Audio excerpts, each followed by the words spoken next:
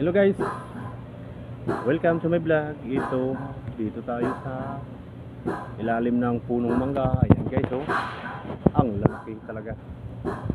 Ano muna tayo ng papahinga kasi break time sa alas 3 ng hapon. Ayan guys, yan, unay na, malapit na naman matapos ang break time guys. Yeah, relax muna saglit, 15 minutes break time. Kaya vlog sandali, pang upload. Yun guys, oh, yung mga mangga, oh. Yan guys, lalaki talaga ng mga mangga dito guys. Maraming bunga to. Yan, halos kabilaan guys, puro mangga, oh. Mangga kabila, mangga doon, mangga dito, yon. Tapos mangga dyan sa taas, puro mangga. Tapos sa baba, puro dahon. Yan nga lang guys, puro dahon guys. Yan, oh. Yan, oh. Yan, oh. Kapal guys, dahon.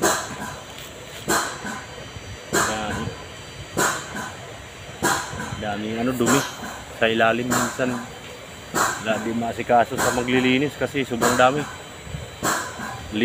Malinisan ngayon. Yan, malinisan ngayon, sa sunod ano na naman, dami.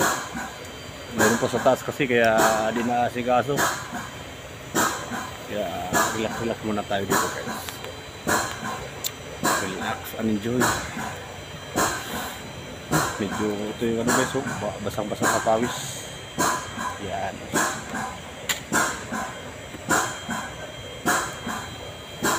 Kaya ano na tayo guys, nag-video at nag-vlog kasi nga para may pang-upload tayo ngayon. Hindi na ako nakapag-live guys kasi hirap pag walang wifi. Kaya pang-upload lang muna.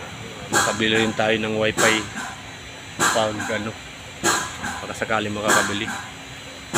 Hirap talaga na kasaway ito si YT kapag di ka nakapag-update. Paubos na yung WhatsApp ko. Ano ba yan?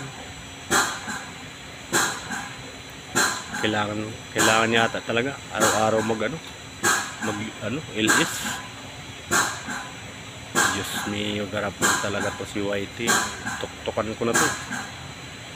Sarap tuktukan. Pasaway ba, no? Pasaway talaga si YT. Kasi ang ko, watts hour, umabot na sana ng umabot na sana ng 380 kasi bago pa lang naman ako eh. Ngayon 200 na lang, 240 na lang. Wala sa ayos. Kaya kailangan talaga yata ng wifi.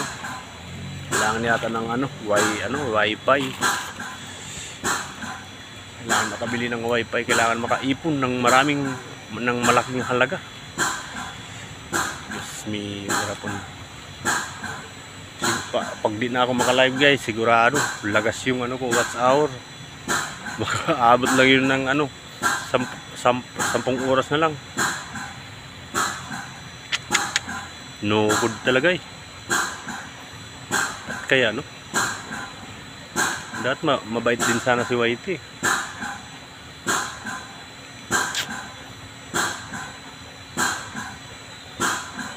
Buti sana kung puro viral yung mga video ko, wala mga kwenta eh.